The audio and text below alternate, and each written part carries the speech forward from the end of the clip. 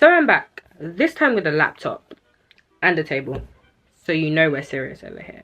Today we are going to be discussing some dilemmas because I just think I'm a wise person, or so I've been told.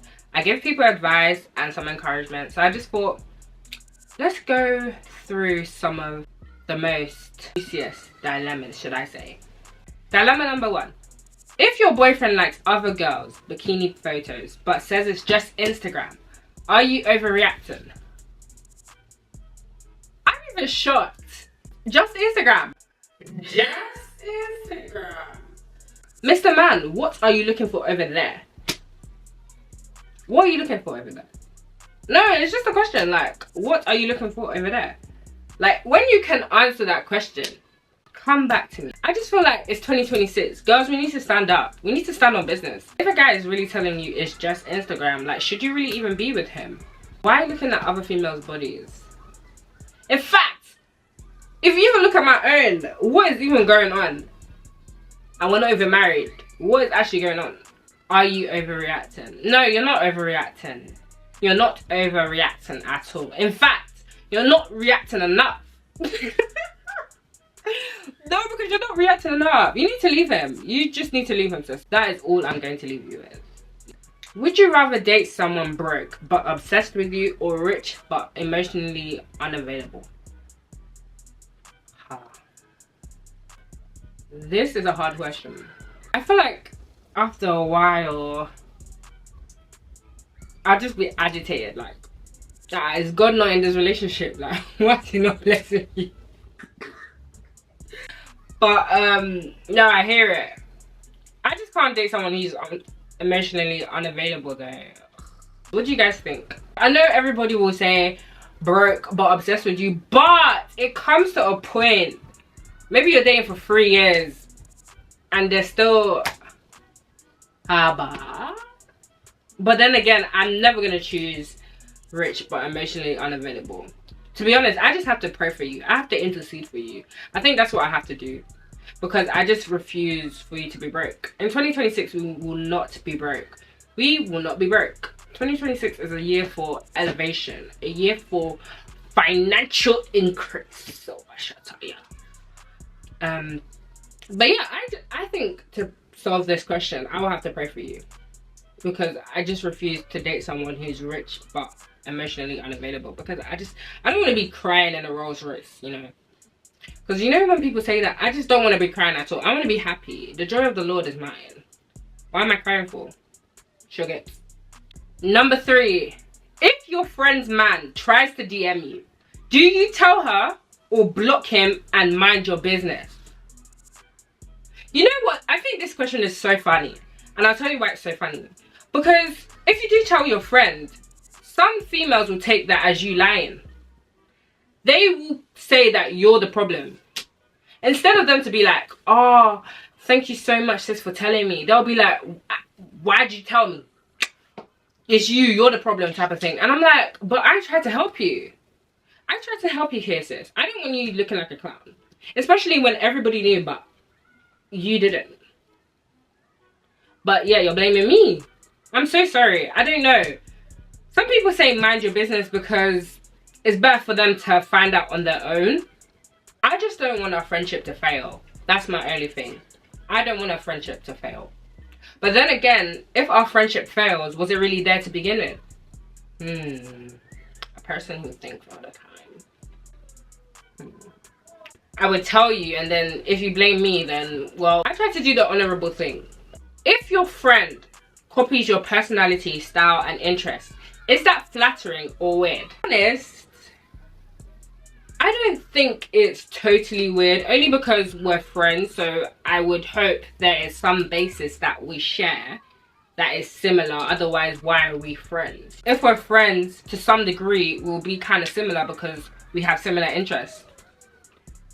But then again, if you're copying every single thing, is it not enough? When does enough become too much? Sorry, when does too much become enough? Or however you want to say it. When is enough enough? That's what we really need to discuss, because if we're actually going out every single time and you're copying me, I'm gonna feel some type of way, to be honest, because I just feel like, do you not have your own style? I don't know. Like, are you trying to leech off me? Are you trying to be me? I don't know. I don't know. What do you guys think? If your boss underpays you but treats you well, do you stay or leave? Ha. If you're not paying me, you're not treating me well. Surely if you liked me and you liked the work that I produce, surely you would pay me more. I will leave. I will leave. Should friends with very different incomes split things equally? If you both agreed to go to a high-end restaurant and you know your bill or your income cannot afford the dinner, why are you there at the dinner? I don't know, maybe it's a hot take in it, but why are you there at the dinner? Could you guys not just go to Nando's and be satisfied? Did you have to really come? I just feel like, go where you can afford, you know. Go where it's not going to, you know, hurt your bank. If your friend actually just wanted to treat you, maybe that's different, you know, because you know you're not going to have to pay there. But still, you know, I just feel like, personally, for me, I just feel like I wouldn't go somewhere where I couldn't afford. Because I don't think it's fair for my friend to pay more for me because my income is not as high as hers. There will be a time where you can afford, you know, Hakkasan, but for now you go to Nando's, okay? And that's okay, that's totally fine. It's just how you package it, you know.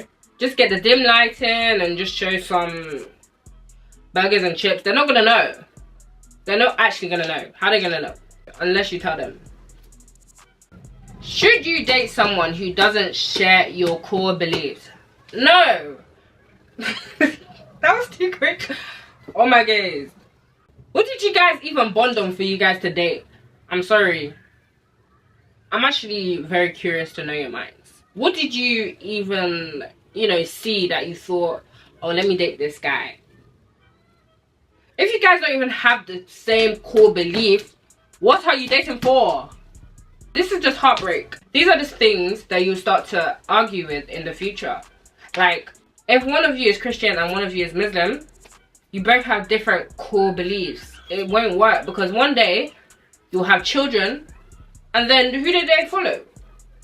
You know, these are the types of things that we need to really be thinking about. We need to be more intentional about who we date, because who we date will affect our future, our children, just life in general. If I'm dating someone who doesn't really, you know, believe in certain things, why am I fighting unnecessary fights when I could just be with someone who's a Christian? Is it prideful to cut people off without explaining yourself? I've personally done this myself. I don't know, guys. I'm just being real with you guys. I'm just being real. I just feel as though I feel like some people know what they've done. Like, do I really need to explain that to you? But then I understand that some people, that just might be their character and they're just thinking, you know what, like, I just blocked them out of the blue one day. And for those people, I'm very sorry, but just know that you just did something. You just did something sharp. But I'm getting better, guys. I am learning how to voice out my boundaries and, you know, just discuss things that are very hard to talk about. Very hard and uncomfortable to talk about. Because I'm an adult now. Is it prideful? To some extent, yes. Because you could have really just told them like, hey, you're not my cup of tea anymore. But I understand it's hard to have those conversations, especially if you're not really a confrontational person. Because I feel like I hate conflict. I don't like the argument. I'm not really an argumentative person because I just can't be asked for the arguments. I don't like feeling upset. I don't like seeing you upset. So for me, it's just better to peace. But if you're someone that, you know, you like arguing, you need to be delivered, one, because I just feel like, why are you arguing with people? If you outgrow your old self, do you owe people the old you? No, you don't owe people the old you.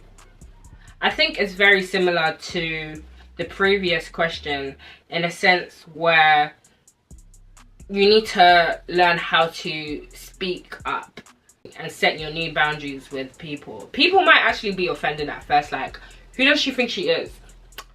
Like, she used to respond to me any time of the day, but now she only responds to me if it's in the morning.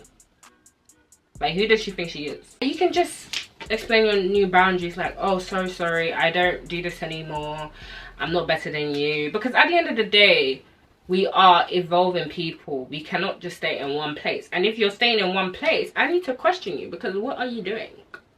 We need to evolve as people. We really need to evolve as people. So I don't think you owe anybody the old you. Just be new, set your new boundaries, say to the people, sorry, I don't really do this anymore. And I know it's easier said than done, but it just needs to be done, because people will think anything of you. But as long as you know who you are and why you've changed who you are to be the person that you are now, that's all that matters, to be honest.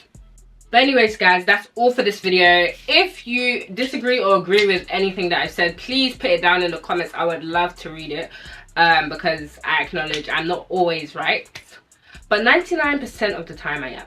So just let me know what you guys think, your thoughts on the video. And yeah, thank you guys for tuning in. See you.